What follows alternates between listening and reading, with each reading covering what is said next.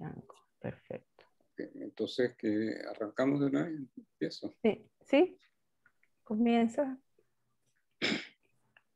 Bueno, buenas tardes a todos. Para mí es un placer, en nombre de la Junta Directiva de la Unión Venezolana de Ornitólogos, dar inicio a este nuevo ciclo de charlas en conmemoración del 15 aniversario de la fundación de UBO.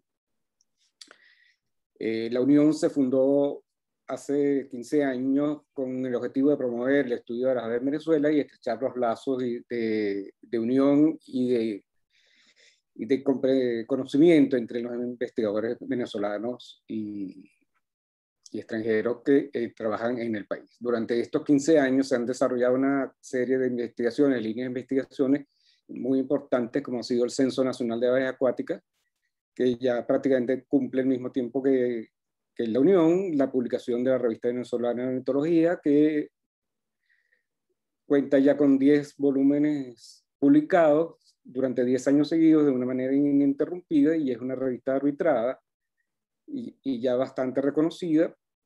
En este tiempo se han desarrollado 3 congresos nacionales de ornitología y uno internacional, y hay otras publicaciones y trabajos que se han venido produciendo dentro de los comités que constituyen la sociedad, como son los comités de nombres comunes, los comités de avistamientos, que tienen menos tiempo, pero han tenido gran importancia para el país. Queremos agradecer, finalmente, queremos agradecer a María Andreina Pacheco y a la Universidad Temple de Filadelfia por permitirnos hacer uso de su plataforma, y disfruten pues de esta interesante charla de Arne sobre los censos de aves playeras. Gracias. Bueno, bienvenidos todos. Voy a hacer una breve presentación de Arne. Yo voy a dejar de compartir para que Arne pueda empezar a poner su presentación. Entonces, bueno, Arne, que nos acompaña el día de hoy, es de origen holandés, pero que tiene muchos años trabajando en Paraguay. Tiene un título de manejo de vida silvestre de la Universidad de Ciencias Aplicadas de Holanda y llegó a Paraguay inicialmente como voluntario de la ONG Guira Paraguay, siendo luego el coordinador del proyecto sobre migratorios neárticos de Paraguay. También trabajó en Wetland International en la Oficina de las Américas, donde fue el coordinador regional del Censo Neotropical de Aves Acuáticas y como oficial de especies del Secretariado de las Américas de BirdLife International. Desde 2016 es el especialista en monitoreo y conservación de aves playeras en el equipo del Programa de Recuperación de Aves Playeras de Manomet y coordina en el Censo Internacional de Aves Playeras, promoviendo su expansión en Centroamérica, Suramérica y el Caribe, además de dar apoyo técnico a la Oficina Ejecutiva de la Red Hemisférica de Reservas para Aves Playeras. Bienvenido, Arne, y muchas gracias por aceptar la invitación a darnos esta charla sobre el Censo Internacional de Aves Playeras en Venezuela y la importancia del conocimiento local para un uso hemisférico. Bienvenido. Bueno, Sandra, muchas gracias. También gracias a todos ustedes por la invitación. Resulta que parece que toda mi carrera se enfoca en contar aves, básicamente, y comenzando con aves playeras, después aves acuáticas, después aves playeras.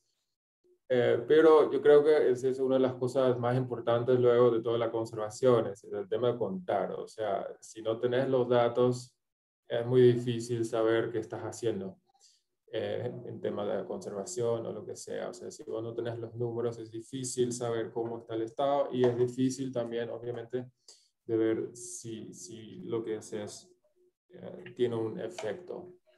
Acá principalmente voy a hablar sobre el Censo Internacional de Aves Playeras, que coordino yo desde la oficina de Manomet. Pero obviamente hay muchas otras programas de monitoreo también, como el Censo Neotropical de Aves Acuáticas, en la cual Venezuela está involucrado hace mucho tiempo. Y nosotros lo que siempre buscamos que colaboración entre esos programas, porque al final del día buscamos lo mismo, buscamos el mismo fin. Entonces, en vez de ir a un sitio para hacer un conteo y después volver al otro día para otro conteo, no es muy eficiente. Entonces siempre promovemos de buscar a compartir datos o por lo menos hacer todo al mismo tiempo. A ver si voy a cambiar de slide si me anda. Ahí está. Bueno, para comenzar, siempre pongo una foto de ese bicho. Pero antes que siga, ¿ustedes ven esa parte de arriba? Porque no se me va, que el menú, o ese no se ven. Porque si no medio... Sí, estamos viendo la pantalla. Yo la veo completa. Ah, ok, no se ve la parte del menú de Zoom, porque eso es lo que a mí me queda ahí, pero no le ven eso. No, no lo veo. Bueno, no, mejor, no, si no es medio... no se puede ver bien. Pero bueno, acá es, no sé bien si usted le llama el sarrepito boreal o el sarrepito esquimal, pero me parece siempre bueno, no muy lindo ejemplo, pero un buen ejemplo de por qué es importante monitorear aves. Porque este fue un bicho muy común, pero así andaba en los miles, de cientos de miles, una especie neártica y que migraba a Sudamérica, pasando seguramente también por los llanos de Venezuela, pero que fue una especie cazado por los yanquis durante la migración. Y como no se contaba, no había programa de monitoreo en ese entonces, no tenía ni idea cuántos habían y cuántos no más habían. Entonces algún día ya llegó que no había básicamente más. Hoy día pensamos que está extinto luego y realmente la principal causa es la caza. De por ahí, de vez en cuando hay una observación, pero nunca hay una documentación, así probablemente no está más lastimosamente, pero sí en su momento se sabían cuántas habían, si estaban contando, entonces de por ahí alguien de repente podría decir, bueno, tenemos que dejar eso porque no nos va a quedar sin esta especie. Bueno, eso es lo que pasó. Entonces, uno de los temas, una de las razones principales de por qué es importante el monitoreo de aves y en aves playeras en este caso. Pero lo que hace es que nos provee información sobre el estado de las poblaciones de aves a nivel global, nacional, regional. Entonces, no es solamente en poblaciones de especies en un lugar, sino en todo su territorio. Nos va a dar ideas sobre cómo ellos fluctúan temporalmente, si hay migraciones o no hay migraciones. También nos ayuda a identificar los cambios en poblaciones de aves cuando hay cambios en un sitio y al mismo tiempo también entonces podemos ver el estado, podemos entender el estado de un sitio, un hábitat. O sea, si algo cambia en las poblaciones, en los números de aves en un sitio, podemos saber que, bueno, algo cambió en el sitio o si no, algo cambió en algún otro lado a lo largo de su migración, en el caso que es una especie migratoria. Entonces son todos temas importantes. Pero ¿qué es el monitoreo exactamente? Bueno, quizás muchos saben, pero es básicamente contar aves en una forma estandarizada y en un área determinada. Y esos son dos temas muy importantes que a veces se olvidan o quieren de repente cambiar un programa con otro protocolo, etc. Pero cuando vos cambias esas cosas, muchas veces es más difícil comparar tus resultados. Entonces, la parte estandarizada es muy importante de hacer al mismo tiempo, que puede ser mensual o puede ser estacional, y vos puedes ver una especie o dos especies o un grupo de especies. Si vas a hacer un estudio y comenzás con una especie y en la mitad de tu estudio pensás, voy a agregar otra especie, ya perdés un poco ese tema que no está más tan estandarizado, o sea, ya es difícil comenzar a comparar. Entonces es importante entender bien qué es lo que quieres hacer y muchas veces lo mejor es ver si hay algún tipo de protocolo disponible, porque además te va a ayudar a hacer comparaciones entre otros estudios. Entonces, siempre es bueno mirar si ya hay algo disponible. Muchas veces escucha que la gente quiere comenzar un estudio y quieren también inventar algún protocolo, pero siempre la recomendación es usar algo que ya está. Otro tema muy importante también es que el área es bien definida, o sea, que tu área o tu enfoque es bien cerrada, que es como un sitio, pero puede ser también un tipo de hábitat o puede ser un país entero, pero que no cambias en eso porque eso te va a tener un efecto en tus análisis al final del día. Y vos, cuando haces monitoreo, tenés algunas preguntas que querés hacer. Entonces, para el momento que vos comenzás a cambiar entonces temas dentro de tu estudio, ya es más difícil responder las preguntas. Entonces, el monitoreo es importante porque documenta los cambios y los cambios puedes correlacionar con cambios ambientales o amenazas causadas por humanos. Después es importante para implementar acciones de conservación, porque con los resultados de tu monitoreo puedes entender qué está pasando y puedes ver cómo tratar de hacer cambios a través de conservación. Muy importante también es que con el monitoreo puedes medir el éxito de tus esfuerzos de conservación. Vos haces, o sea, contás, ves cambios, tratas de cambiar algo, hacer acciones de conservación y luego seguís con tu programa de monitoreo para ver si realmente tus acciones tienen un efecto positivo. Si no, vas a tener que cambiar, que sería el tema manejo adaptivo, ¿verdad? Que de repente, si algo no funciona, entonces tienes que hacer un cambio en tu acción de conservación para ver si ahí puedes mejorar realmente el hábitat o la situación para las poblaciones. Y bueno, también puede servir como un ejemplo para otros programas, o sea, para otros problemas. Si en tu área algo funcionó, que puedes demostrar con los datos de monitoreo, entonces se podrían usar las mismas acciones en otros sitios. ¿Y por qué monitoreamos aves playeras?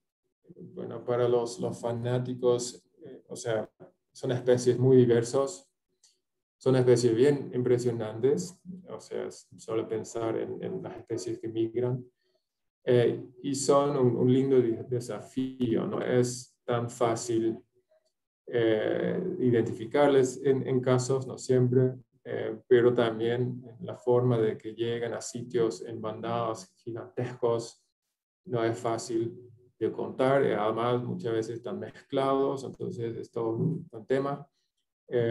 Conectan, las aves playeras conectan gente y sitios, y quizás lo más importante es que las especies, muchas aves playeras están en disminución. Acá solo me doy una selección de algunas especies, ¿verdad? Mostrando esa diversidad que tenemos, el ostrero común, que son especies residentes acá en Sudamérica. Tenemos las playeras que se llaman los playeritos, que muchos son muy similares, que se ven ahí a la derecha, como el playerito semipalmado y el playerito occidental. El playerito occidental es la que está atrás, y que son muy parecidos, pero hay diferencias en picos, etc. O sea, son diversos, pero también a veces es difícil de identificar, pero siempre hay pistas para hacerlo. La diversidad también se nota en la forma de los picos, picos cortos, en picos largos, y todo tiene que ver con su forma de comer, alimentarse. Y también hay diferencias, por ejemplo, en su ciclo de vida, o sea, su biología de reproducción, por ejemplo. Ahí tenemos la jacana y el falaropo, que son especies donde la reproducción es reverso, o sea, los machos son los que cuidan y empollan los huevos y cuidan los chicos, las crías, y entonces la hembra es la que se va de macho a macho y tratando de conseguir de poner los más huevos que puede. En este caso también el falaropo, por ejemplo, es uno de los pocos especies donde la hembra también es la más atractiva de las aves. Entonces ahí en la foto que tenemos acá, el individuo a la derecha es la hembra y el otro es el macho. y que obviamente es porque el macho está empollando, o sea, tiene que ser menos obvio cuando está encima de los huevos. Impresionantes, bueno, acá se ve un poco de por qué son impresionantes, acá se ven las principales rutas migratorias en el mundo. Hay 3 en las Américas, que son rutas que se van del norte hasta el sur en Antártica. Y hay muchas especies que se pueden encontrar a lo largo de esas rutas, que migran en bandadas súper grandes de miles, cientos de miles de individuos, usando los mismos sitios cada año. O sea, esos son temas muy interesantes. Y como ven en esa foto acá también, con una bandada muy grande, que son una bandada mezcla de varias especies, que es obviamente impresionante verles así todos juntos. Pero al mismo tiempo también un desafío era para poder identificar, contar, etc. Otro tema de las aves playeras es que conectan gente y sitios. Acá, por ejemplo, tenés el playerito rojizo y a ver cuál es la foto, ahí el playerito semipalmeado, que son especies que son especies que migran largas distancias y usan varios sitios. Y acá tenés un ejemplo que es el playero rojizo con los puntos donde fue registrado. Y son todos sitios importantes para la especie. Entonces, para demostrar a la gente que sus sitios importantes, siempre lo ponemos en un contexto global, demostrando que como su sitio está conectado con otro sitio y así conectado con gente.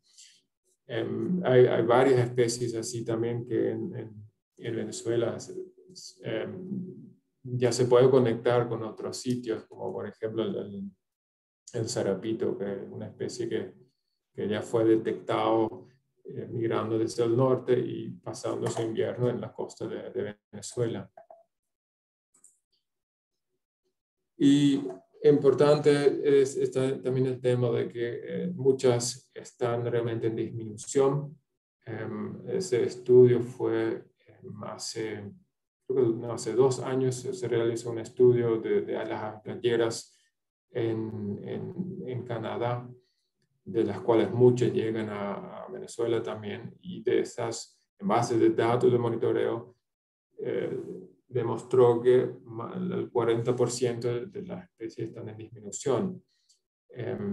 Por ejemplo, está el playerito canela, que es una especie que es común en los llanos de Venezuela, y el playero rojizo también, que se ve en las costas de Venezuela también, que son especies que tienen problemas de conservación, entre varios otros. Y por eso es importante también monitorear para evitar que se nos van, ¿verdad? Para que no lleguen a ser extintos. Entonces son importantes, por eso es importante el monitoreo. Bueno, hace varias décadas, en la década 50, 60, había todavía muy poca información sobre la biología de las aves playeras migratorias. O sea, no se entendían bien dónde lo que se iban, cuándo lo que se iban, cuándo vuelvan. Lo único básicamente que se sabían era que están, durante algunos meses están y los otros meses no están. Pero eso fue todo. Entonces, quería saber más, quería saber cuándo lo que se van esos bichos, cuándo se van las playeras, cuándo están ausentes, a partir de qué momento, dónde lo que se van, en qué región. O sea, aparentemente se van lejos del hemisferio norte, entonces quedan en el Caribe, quedan en el norte de Sudamérica, dónde lo que se van. O sea, todas preguntas que tenían en ese momento. También cómo se van. Las especies de aves playeras tienen varias tácticas de migración que ahora sabemos, pero en ese momento no se sabían. Pero hay especies como el vuelvepiedras, que migra en pasitos, que hace así paradas cada tanto, mientras que tenés el playero rojizo que depende de pocos sitios, que migra largas distancias y solo para en 1, 2, 3 sitios a lo largo de su ruta. Entonces son esas tácticas diferentes que ahora sabemos que no sabíamos en ese momento. Y también si hay algún tipo de sincronización con esas migraciones, observando más y llegan cuando llegan y hasta ahí. Y acá como ejemplo, ¿verdad? El Delaware Bay, ya sabemos que el playero rojizo llega a la vuelta, antes de reproducirse, llega al Delaware Bay justamente en el momento cuando el cangrejo está poniendo sus huevos, o sea, y es una fuente de alimentación hiper importante. Y es justamente en ese momento cuando llegan las aves. Es a escala muy grande.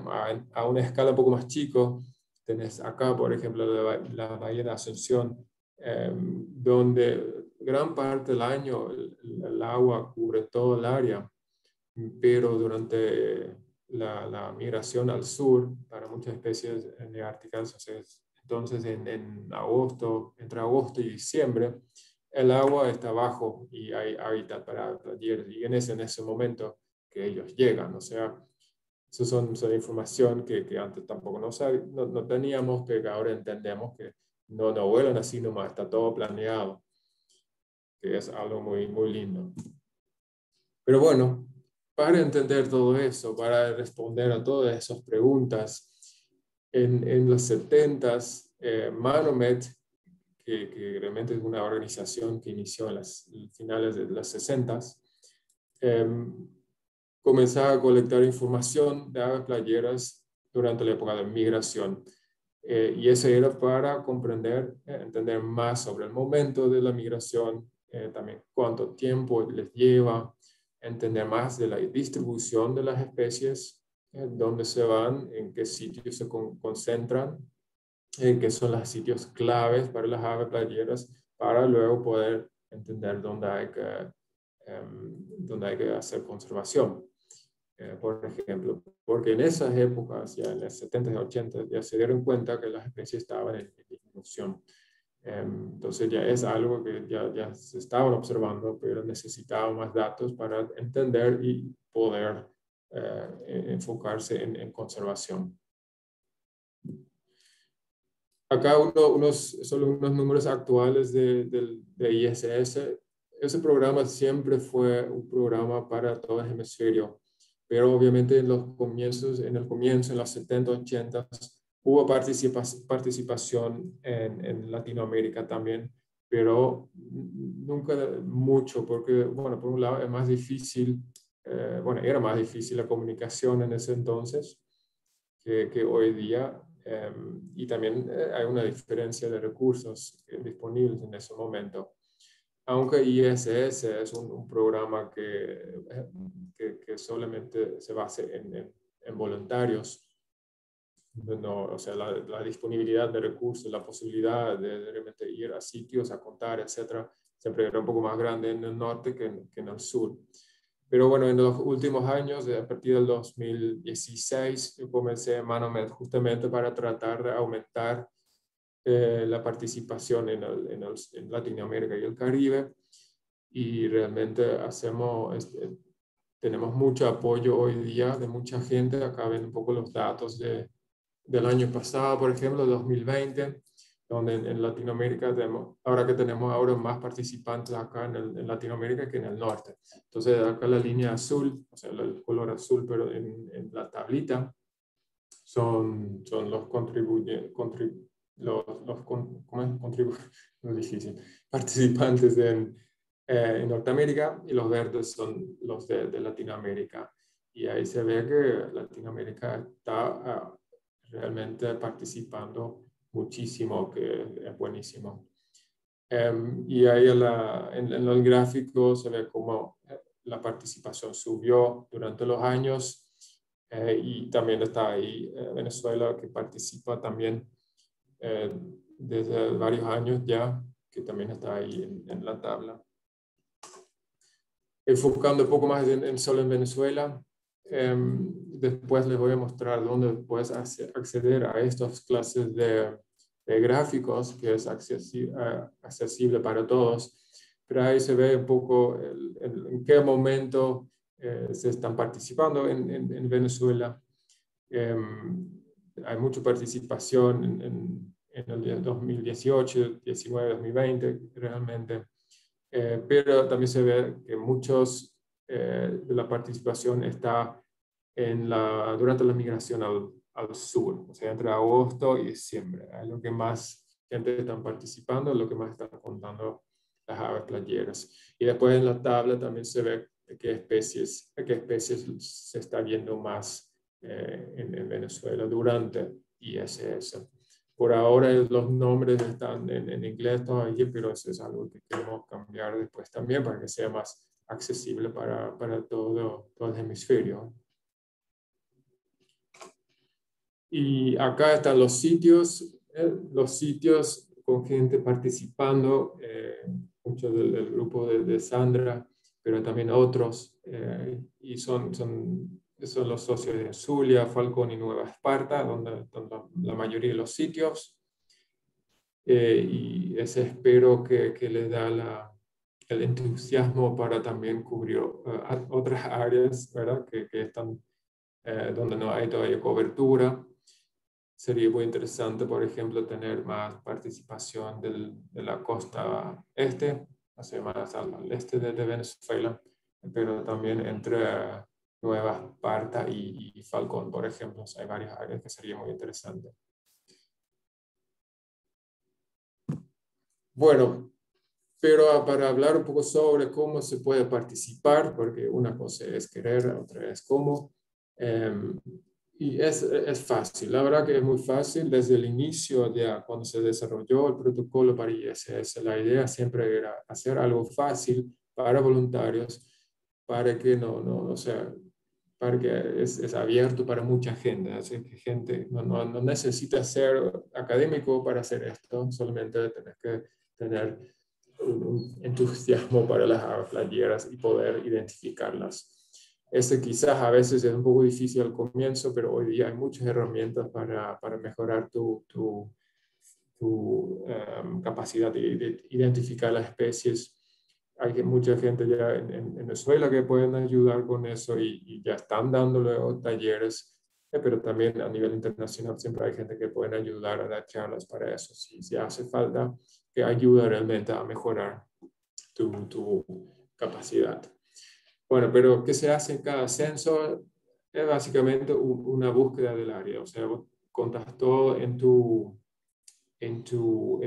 área, en tu sitio. Y lo importante es que realmente tenés en cuenta que es un censo y no una observación. Entonces, no es que hoy puedo ir un ratito, voy a hacer rápido un censo, no, o sea, cuando te vas a hacer el censo, hacer el censo, o sea, dedícate a hacer el censo igual cada vez. ¿Qué especies se cuentan? Bueno, todas las aves playeras que son presentes en el sitio, las neárticas, pero también las residentes, que son igual de importantes. Podés hacer también los conteos de aves acuáticas al mismo tiempo, puedes contar todos como quieras, no hace falta limitarte, hacer lo que podés, y al final, bueno, les voy a mostrar que también cuando usas eBird, no importa si entras otras aves. ¿Cuánto dura el censo? Bueno, ese es variable, eso depende mucho del tamaño de tu sitio y cuántas especies hay, ¿verdad? Pero siempre es importante tratar de ser muy coherente, o sea, siempre vas a ver más si en un sitio te vas 4 horas o 1 hora, pero si varias mucho en eso, es difícil comparar tus conteos. Además, de más tiempo que estás, de más probable que haces doble conteos, porque de repente ya no sabes más si ya has visto un bicho o no. Entonces, si podés hacer, por ejemplo, 1 hora en un sitio y siempre tratar de mantener esa hora. Lo mismo es el momento del día, por ejemplo. Es importante también que si siempre te vas a la mañana, entonces mejor siempre ir de mañana. Y lo mismo también el tema con las mareas, por ejemplo. Si vas a contar con marea baja, es bueno siempre ir con marea baja, porque las concentraciones y la diversidad puede cambiar entre marea alta y marea baja.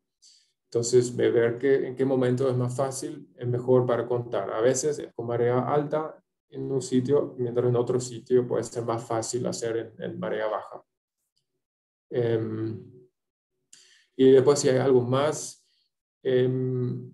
hay una ficha de descripción del sitio, pero estamos tratando de preparar uno para en línea, porque ese fue, en este caso todavía no progresamos todavía tanto en cuanto a digitalizar eso, pero igual es una vez una descripción del sitio y luego solamente es contar las aves y tomar notas del estado del hábitat. Si de repente hay alguna diferencia muy obvia, entonces hay que cambiar y hacer una nota. ¿Y cuántas veces se implementan? Bueno, hay 3 maneras básicas. O sea, la verdad que hay muchas maneras, pero la idea del censo es entender la migración, básicamente. Ese siempre fue el principio, entender más la migración. Cuándo llegan, cuánto tiempo se quedan y cuándo se van otra vez y cómo usan el sitio. Entonces, la mejor opción en este caso es, y lo que siempre buscamos y lo que tratamos de que la gente traten de hacer, es ir a su sitio más o menos cada 10 días, o sea, ponerle 3 veces por mes. Depende mucho de los sitios, pero en términos generales, durante la migración, a veces las especies se quedan entre 7 y 10, o 7 y 10 días, o 5 y 7 días en un sitio antes de seguir otra vez. Eso varía un poco a lo largo de la ruta migratoria, pero cuando vos haces un conteo cada 8 o 10 días, es muy probable que lo que ves durante la migración son nuevas aves. Y no las mismas. Si estás en un sitio donde se quedan durante el invierno, bueno, ahí probablemente vas a estar contando las mismas, pero durante la migración es muy probable que cada tanto hay una renovación de individuos. Entonces, para entender cuándo llegan, cuánto tiempo se van, y cuántos días se quedaron, entonces es bueno esa clase de información, porque vos puedes ver después, si vos pones en una tabla o en un gráfico, vos puedes ver los picos y en esos picos sabes que esos son cuando llegaban nuevos grupos. Pero bueno, no es siempre posible, tantas veces igual sirve cuando alguien se va 2 o 1 vez al mes o un par de veces durante la temporada, porque siempre te va a dar información. Quizás no tanto información sobre cuánto llegan o cuánto tiempo se quedan, pero sí sobre abundancias. Quizás te vas 1 vez al año y hay miles de aves, entonces sabes que es un área importante por lo menos, y en algún momento cuando podés realizar censos más regulares, entonces sería bueno de tratar de hacerlo. O sea, siempre te genera algo de información. Y aunque es un censo que se enfoca en la época de migración, que es bueno, septiembre, noviembre o marzo a mayo, también conteos durante el verano o invierno son valiosos, hacia el invierno y verano sudamericana, ¿verdad? Porque acá en el verano tu sitio puede ser importante como un sitio de invierno para ellos, un sitio invernal, porque bueno, ellos vienen a pasar su invierno acá en nuestro verano, ¿verdad? Pero puede ser importante como esto, o si quizás durante nuestro invierno hay especies que no volvieron para reproducirse y se quedan. Muchas veces los inmaduros se quedan por acá porque no se van a reproducir todavía, entonces no van a hacer el viaje largo. Entonces es bueno también saber eso, si hay sitios que son importantes para esta clase de edades. Lo que siempre quiero destacar bien es que la definición del área del conteo es muy importante. Entonces es importante de saber si podés entrar a tu sitio siempre o es un sitio con un acceso restringido. Quizá vos podés decir, pero el día en el futuro que no podés y otro tiene que reemplazar, por ejemplo, que siempre sería lo mejor para poder seguir los monitoreos. Entonces, conviene que sea un sitio donde todos pueden entrar. Después también el tamaño del sitio es importante, o sea, no es un charco donde te vas a contar, o sea, debe ser realmente un sitio que se puede denominar un sitio, como una laguna o como un estero, o como pero es importante marcarlo bien. Acá, por ejemplo, está el lago Maracaibo, que es un área, yo no conozco, pero veo que es muy grande. Esto no puede ser un sitio ISS porque va a ser imposible, creo, me imagino que va a ser imposible hacer 3 censos al mes, o sea, es demasiado grande para eso. Entonces, en este caso, vos vas a hacer, puedes hacer unos transectos, o por ejemplo, un sitio, puedes llamar un sitio como está ahí el pueblo o Ciudad Cabimas, y bueno, ese va a ser tu sitio. Ahí definís un área y ahí siempre contás. O haces un kilómetro o 5 kilómetros de costa y ahí siempre haces tu censo y ese va a ser tu sitio ISS. Y lo puedes llamar Lago Maracaibo y subsitio 1 o lo que sea, pero el sitio entero no va a poder entrar como sitio de ISS. Bueno, y estamos obviamente hoy día en una época que todo es digital, entonces está eBird y eBird también está para ISS. O sea, hace unos años ya hablamos con Cornell y entró ISS, el censo, como un protocolo en eBird. Entonces, vos puedes subir tus datos directo a la base de datos de ISS a través del protocolo que puedes hacer en la computadora o en tu celular. En la parte de fecha y esfuerzo está que capaz que la mayoría ya saben, pero siempre pongo nomás que en la parte donde dice otros, en la sección tipo de observación, ahí está abajo, generalmente bastante abajo, Contenido Internacional Aves Limícolas, ISS. Entonces, usando esto, significa que tus datos se van directo a la base de datos de ISS. Eso no significa que solamente tengas que subir las aves playeras. Puedes hacer un conteo completo de cualquier ave, todo puede entrar, todo se queda en tu usuario, luego en tus listas, no cambia nada de eso. Solamente atrás nosotros sacamos o llevamos, poner que cada 3 meses eBird nos manda solamente la parte aves playeras de esa lista. Tu lista se queda intacto, no cambia nada, solamente atrás se mandan los datos ISS a nosotros, que nosotros le ponemos en otra plataforma que les muestro enseguida. Lo mismo en el celular, ahí también, bueno, tampoco diferente, pero ahí también está el censo internacional o International Shortbird Survey, depende un poco, creo que generalmente está en inglés, pero no estoy seguro. En mi caso está así, pero quizás en otros es diferente. Pero bueno, la misma forma, ISOVIS, entonces ahí nos llega a nosotros. Acá entonces, ¿cómo puedes ver tus datos de ISS o cómo puedes ver otros datos de ISS? Quizás tenés un sitio en mente, pero no sabes si alguien ya está haciendo el ISS ahí. Entonces puedes ver a este herramienta que mi compañera Lisa Shively desarrolló con su marido, que es una herramienta en línea. Al final va a haber está la dirección. O quizás puedo poner en el chat luego después para que la gente tenga más fácil que tipear todo, obviamente. Y es una forma de visualizar los datos. Incluye todos los datos de ISS, pero también ya tenemos otras bases de datos acá, que es del Censo Caribeño de Aves Acuáticas, el Censo Centroamericano de Aves Acuáticas y también un censo costero que hicimos hace 2 años por ahí. Son datos que están acá disponibles, pero solamente aves playeras, o sea, no hay otras aves acá cuando buscas. Entonces, acá tenés varias opciones. Perdón, yo apreté mal. Ahora estoy. A ver, siguiente.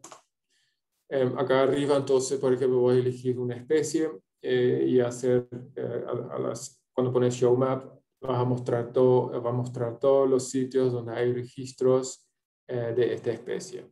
Entonces, acá ves que hay sitios con el playero rojizo, que es esto, en Venezuela y muchas otras áreas. Cuando solamente querés saber de tu país, ¿verdad? Entonces voy a elegir en location, pones el país y puedes agregar también estado o localidad. Luego. Entonces sí, puedes directamente ver ahí y te va a listar los sitios en Venezuela que participan en ISS. Después también puedes, si quieres saber solamente de un mes en particular, si hay o no la especie, entonces puedes marcar eso ahí. Y después tenés los gráficos que puedes pedir, que fueron los gráficos que mostré recién al inicio de la charla, con un resumen de Venezuela. Solo para mostrar que cuando vos acercas más a los sitios, puedes hacer clic en esos globitos y te sale el conteo. Y cuando apretas la parte azul, o sea, donde dice Red Knot, donde te dice la especie, te va a llevar a la lista en eBird, donde vas a ver también otras observaciones. Ahí van a estar todas las observaciones, no solamente aves playeras. O sea, es como hay una conexión entre esta base de datos y la de eBird, que te lleva para ver, bueno, en ese día se vio 34 playeros rojizos en este sitio, en Punto Caimán. ¿Qué más había ese mismo día? Entonces, así puedes ver al abrir y puedes ver también quién es el propietario de los datos. Con la gente que sube sus datos acá, ellos son los propietarios y quedan los propietarios. Si alguien quiere usar, tiene que pedir a la persona que generó los datos. Bueno, ¿por qué es importante participar en ISS? Bueno, nos da mucha información a una escala grande que nos va a dar más, o sea, nos va a ayudar a entender mejor cómo están las aves. Un estudio que se hizo hace poco en Estados Unidos fue ver cómo se disminuyeron las aves y se generó bastante atención porque había como 3 billones de aves perdidas en los últimos 50 años. Esas son todas las aves, ¿verdad? Todo lo que hay. Pero parte de la base de datos usada para eso fue la de ISS. Entonces, con los datos desde los 70 generados, usaron en ese modelo para llegar a una idea de cuánto lo que se perdió. Entonces, para esto, tener datos de todo el hemisferio es muy, muy importante. Obviamente, otro tema muy importante es que la gente participa en ISS, es que nos da justamente la información de sitios importantes y donde se requiere conservación. Y la verdad que la RAP, que la Red Hemisférica de Reservas para Playeras, es una colaboración entre socios y aliados en el hemisferio occidental, que fue desarrollado para proteger los sitios claves y fue desarrollado en los 80s, en el 85, y la verdad que fue un resultado de ISS, o sea, después de unos 10 años de la implementación de ISS, se identificaron muchos de esos sitios importantes y hay unas personas pensaron hay que ver cómo crear en alguna forma una red o algo para conservar esos sitios juntos, porque un sitio solo no sirve mucho, porque las aves necesitan la cadena de sitios para la conservación. Entonces, Hoy día hay como 107 especies, 107 sitios en 17 países que forman parte de la RAP, y uno de esos sitios está también en Venezuela, que es el refugio de fauna silvestre y reserva de pesca Ciénaga de los Olivitos. Ese es un sitio de importancia internacional, tiene más de 100.000 aves playeras que utilizan el sitio, y esperamos que pronto vamos a tener unos sitios más. Hay ya más sitios identificados por Sandra que son realmente de importancia para aves playeras. Para identificar un sitio importante se necesitan los datos que ustedes pueden generar, porque se seleccionan, o sea, se nominan un sitio en base de criterios, y el mínimo que un sitio tiene que tener es 20.000 aves playeras en forma regular, o por lo menos el 1% de una especie. Y después así hay 3 categorías, y bueno, en el caso del sitio en Venezuela, es la segunda categoría, que tiene más de 100.000 aves, entonces es un sitio internacional, pero después también está un sitio hemisférico, y ese cuando un sitio tiene más de 500.000 aves playeras o el 30% de una población o una especie. Bueno, pero no es solo eso, también hay otros usos de los datos de ISS, que bueno, son la base de estimaciones y tendencias poblacionales, y para eso también es importante tener datos de varios sitios. Cuando se hizo una evaluación del estado de aves playeras, que demostró que hay una disminución, ¿verdad?, del 40%, usaron muchos datos de ISS de muchos sitios. Entonces, de más información, de más sitios, de mejor pueden hacer modelos de tendencias. También esos datos son muy importantes para el desarrollo de planes de acción de especies, y también estrategias de conservación multiregionales, como las estrategias a lo largo de rutas migratorias. También genera datos para el desarrollo de publicaciones acerca de la distribución y abundancia de especies, como un atlas. Hay un ejemplo de un atlas de aves playeras en Perú, hay uno también ahora en Chile.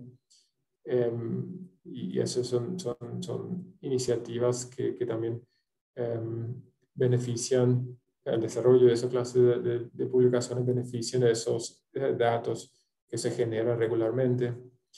Y al final, que es importante también, ayuda a evaluar el estado de las especies, porque nos va a dar la información de que, bueno, si en un sitio disminuye, entonces algo está pasando, entonces la especie está amenazada o no. Entonces es importante por eso también. Bueno, con eso quiero terminar, pero si hay preguntas, no duden de preguntarme. Tengo acá unos links, creo que voy a ver si puedo poner eso en el chat. El primer link es sobre el Censo Internacional de Aves Playeras, es información general. Ahí va a estar el protocolo, ahí también hay boletines que hacemos ahora bianual, que están en los 4, bueno, en 4 idiomas, están también en español. El protocolo está ahí en español. Y está el otro, el Manomet ISS Map, es el herramienta que se puede leer. Y por último está mi correo por si quieren más información o si quieren participar, no duden de preguntar, o si quieren información sobre lo que sea. Gracias. Bueno, muchas gracias, Arne, por la presentación. A mí se me pasó decirle a las personas que escribieran en el chat, pero vamos a darles un chance para que, si tienen preguntas, aprovechen en este momento y escriban en el chat las preguntas que tengan para Arne, y entonces les damos oportunidad pues para conocer un poquito más del ISS. Aquí está, Sí. ya Arne puso el link. Voy a poner el otro también, el del mapa, para que ya tengan. Y ahí está el mapa. Ok. Eh, Esto de los atlas ha sido solamente en la ruta del Pacífico que han estado haciéndolo. ¿Para la ruta del Atlántico o no se ha planificado la elaboración de esos atlas? No tienen planteado. No, no, hay planes porque hicimos en el 2019, hicimos un censo costero desde Perú hasta el sur de Brasil. Entonces, solo en la costa, con unos 500 voluntarios. Y la idea es, bueno, es la costa argentina, Uruguay y el sur de Brasil para así generar algún tipo de atlas. En algún momento, pero como es mucho trabajo el ver todos los datos, o sea, va a llevar su tiempo. Y sí, esperamos también poder hacer algo similar en algún momento en el norte de Sudamérica, en la costa atlántica. Entonces, pero es más difícil porque, por ejemplo, la costa de las Guyanas, Surinam, Guyana Francesa, Guyana, no son muy fáciles de llegar, es muy difícil, accesible. Entonces, por eso los censos que se realizaron ahí son mucho aéreos, porque es muy difícil hacer por tierra. Mm. Sí, bueno, en esa zona las Guayanas sí. En el caso de Venezuela sí se pudiera hacer también por tierra. Estamos de todos modos pensando en una. Aquí tenemos, ya va. Aquí tenemos una pregunta de Víctor. Buenas tardes, estuvo muy buena la presentación. No sé si lo mencionaron al inicio, ya que no pude estar desde el principio, pero ¿hay algún sitio donde se recopila información sobre los movimientos migratorios de las aves playeras que tienen rastreador? Sí, hay algunas especies como colegas míos que están siguiendo el cerrepito, ¿cómo es? El cerrepito común, ¿eh? ¿Cómo se llama? Chorro real aquí. Ajá, en Lomeni. Domenios, que están rastreando y que está pasando su invierno en la costa venezolana. Sí, y hay información que quizá creo que vos tenés también, Sandra, a ver, que podrías compartir quizás con la gente, que hay algunos sitios donde la especie se queda, ¿verdad?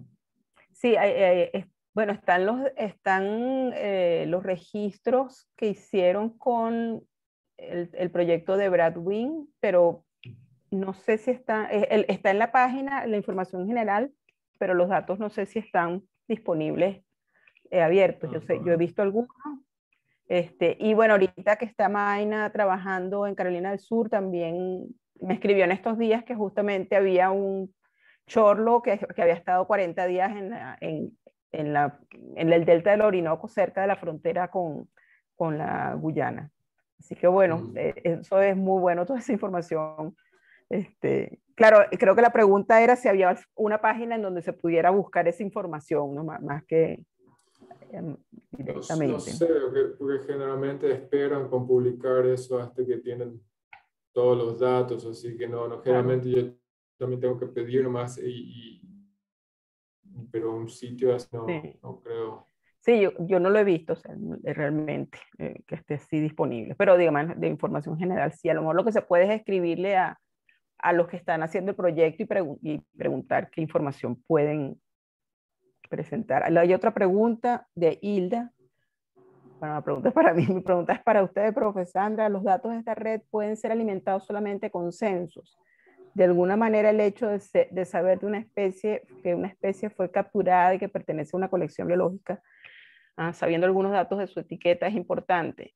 Ya, bueno, no, la pregunta te la voy a hacer a ti yo, entonces. Ella lo que plantea es si las colecciones, la información de las colecciones se pueden subir a esa red, se puede utilizar la información, pero dentro del ISS no entra.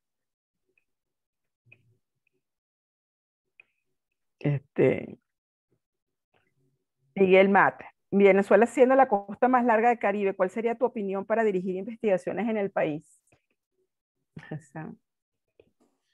Y eso, o sea, eso va a ser difícil hacer toda una costa entera, entonces ahí realmente tenés que tratar de encontrar los sitios donde se sabe que hay congregaciones, aunque sea por anécdotas, ¿verdad? Que gente comentaron.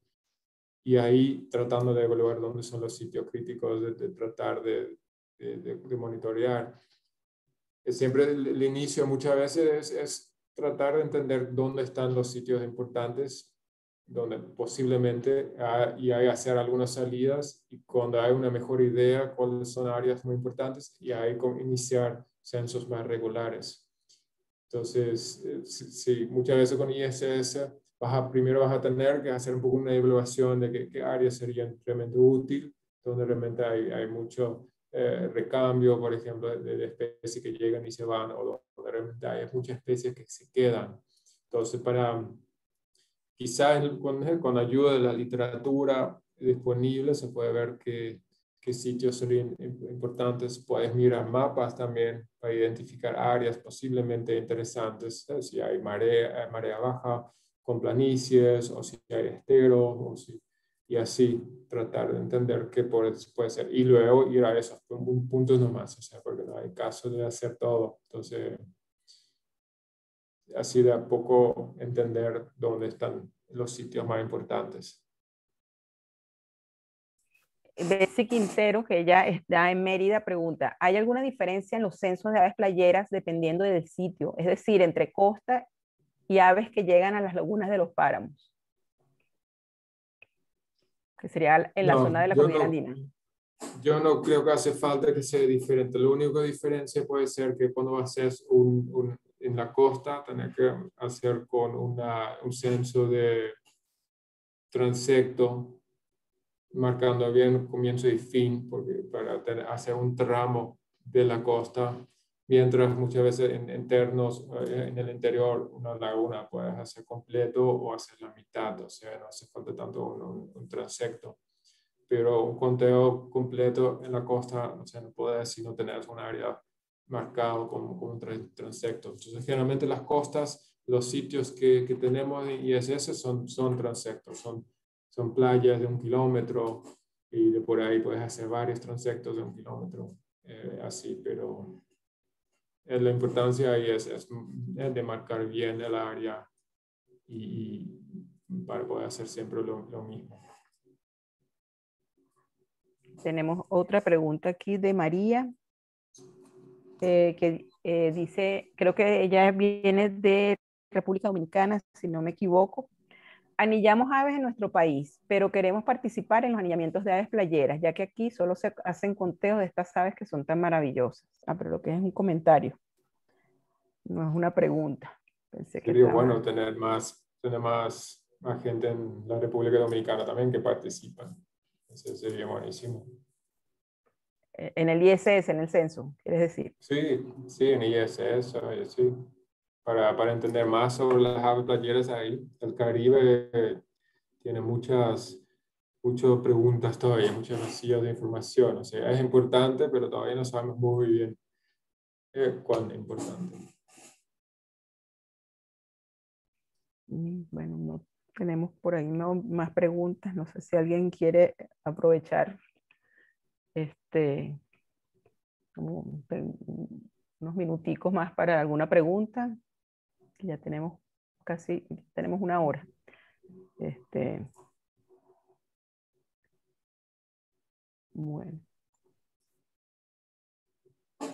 Bueno. No, y siempre si hay otros temas, otras preguntas, o sea, pueden escribirnos o a vos, y si es algo que para nosotros, o sea, nos puedes avisar. Claro, sí, puedo darles tu correo y tu contacto también. Por aquí Libby pregunta, Libby Rivero de Brasil. Estoy monitoreando en Río de Janeiro. ¿Todavía ya ves cada cuánto tiempo recomiendan censar en invierno? Al final del día, si puedes seguir como estás haciendo, seguí. Pero, por ejemplo, se podría también disminuir a 1 vez al mes durante el invierno para ver nomás cuántas especies se quedan. Porque no va a haber recambio. O sea, no va a variar mucho. O sea, los que se quedan, y quizás realizan algunos movimientos locales y no vuelvan, pero ahí ya llega un momento en la migración que ya no van a ir más, porque no van a llegar o sea, no tiene sentido ir más. O sea, ellos saben, no sé, cuando no van a llegar tarde ya en el área de reproducción, no se van luego. Entonces, por eso en el invierno no hace falta que sea tantas veces, pero si te gusta, pues siempre puedes hacer. Pero una o dos veces en el invierno generalmente está bien, porque justamente porque no hay muchos cambios en cuanto a las aves playeras ni árticas.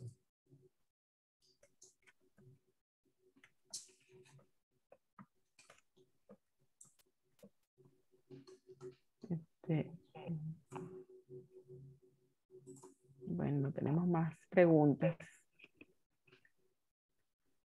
Bueno, si no tenemos más preguntas, solo queda entonces agradecerte, Arne, por haber aceptado la invitación y por todo el tiempo que dedicaste a la presentación. Esperamos que hayamos entusiasmado al grupo que está asistiendo, que muchos son observadores de aves que están en la costa y vienen publicando con cierta frecuencia las fotografías de los sitios en donde han estado. Y que, bueno, se sumen más observadores que además aportan al Censo Internacional de Aves Playeras. Sí, ojalá, ¿no? Muchas gracias a todos y como vieron en el mapa, hay mucho lugar todavía para nuevos sitios, entonces, y no importa si tu sitio no tiene tanta aves, o si no importa si tu sitio no tiene miles de aves playeras, o sea, la importancia también es disfrutar y generar datos, aunque sea básicos, o sea, es importante también. Bueno, en la costa de Venezuela tenemos un montón de vacío de información, así que bueno, en la zona, por ejemplo, central, donde están las lagunas, Laguna Espíritu, Laguna de Unare, Laguna de Tacarigua, que son sitios en donde sabemos que están llegando las aves playeras, tenemos muy poca información, algunos censos de aves acuáticas, del censo de aves acuáticas, pero hace falta pues hacerle como que un seguimiento a ese sitio. Hay personas que están en Barcelona, que han estado censando en la zona, en los alrededores, pues en la costa, y hay, o sea, hay una cierta, digamos, frecuencia de fotos pero no sé si creo que NIMBY está subiendo algo, no sé, pero no está haciendo el protocolo del censo, ¿no? Entonces, bueno, queremos que se sumen pues a eso, a ese protocolo. No tengo más nada. Por aquí agradeciendo, Lola Párraga, gracias por toda la valiosa información. Ojalá se puedan sumar más voluntarios. Pues exactamente, eso es lo que buscamos, que se sumen más voluntarios.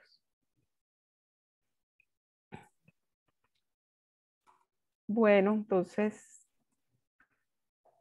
nos despedimos entonces. Muchísimas gracias, Arne. Gracias a todos los que asistieron. Gracias a María Andreina que nos apoyó con la plataforma para hacer la reunión por el Zoom.